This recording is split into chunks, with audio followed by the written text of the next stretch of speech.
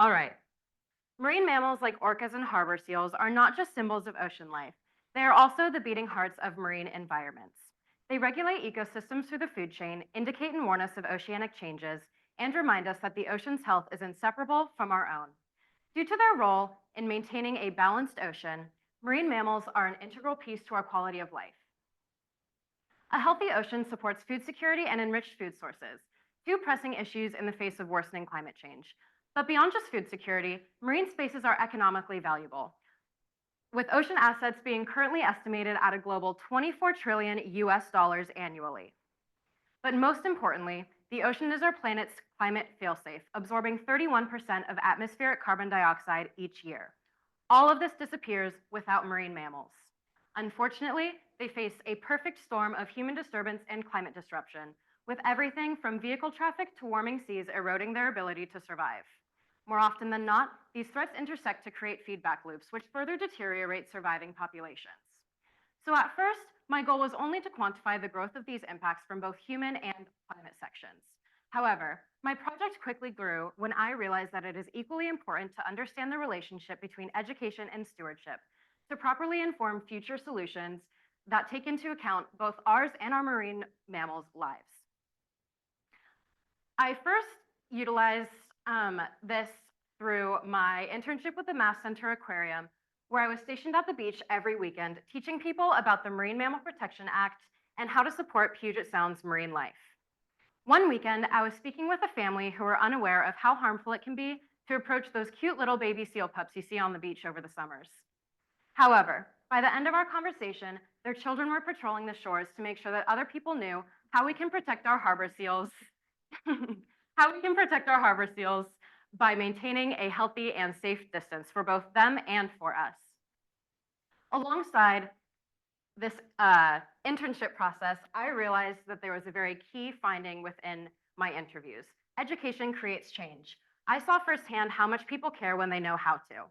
So alongside the interviews, I also collected data through conducting a survey and library research to understand environmental perspectives and gauge the growth of impacts. With 99 respondents, strong correlations became evident between environmental education, perspectives, and behavior. This further solidified this relationship that was so strong during my interviews.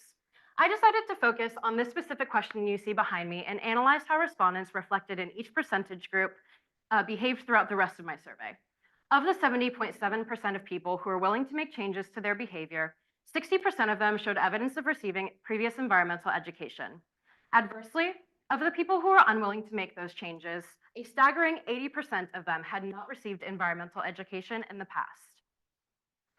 While this is an incredibly important correlation, it's important to note that each pie chart behind me is compiled of people from all different levels of schooling, from PhDs to middle schoolers. This highlights that it is rather the quality and accessibility of environmental education that matters most. But why is it important, now more than ever, to do what we can to protect marine mammals? Through my library research, I was able to more thoroughly understand the unprecedented and extreme growth in industry and climate change. With increasing impacts like entanglements, harmful algal blooms, and pollution in every form, marine mammals are being forced to adapt at rapid rates or face extinction.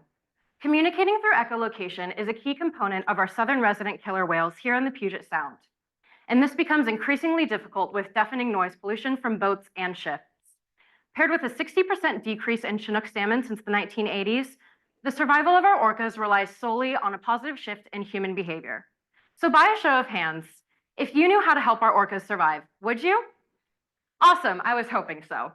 But the key component of this question is if you knew. So how do we make sure that people know?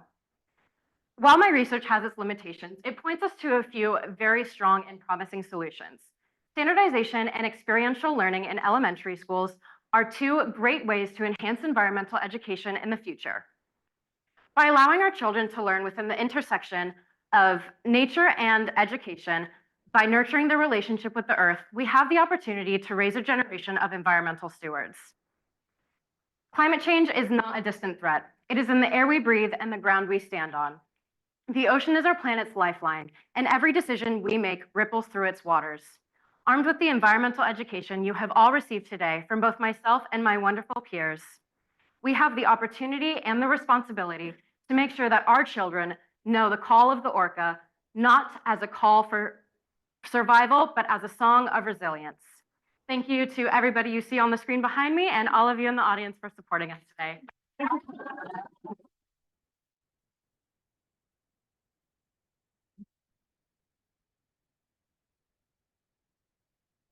We have time for a question for Ainsley. In the back. So you mentioned the lack of education within the, I guess, 15 states that don't provide it. Would marine mammals be taught to those landlocked states, or are they kind of irrelevant in that teaching? Would it be more local? I guess my question. Okay, great question. So just to recap, the question that they asked was, with the very low amount of states that currently have federally mandated environmental education, moving beyond that, should states that are landlocked also include marine mammals in that federally mandated education, correct? Yeah. Awesome. So my answer to this is that marine mammals, as I've taught you today, are extremely important, but might be more important coastally. However, it is still important to understand the systems that we all rely on for our health and safety, whether or not we're in a landlocked state or a coastal state. So while they might be more important for us in Seattle than they are for people in Oklahoma, it is still significant to understand where our food comes from, how our climate is regulated, and all of the beautiful things that come out of the ocean.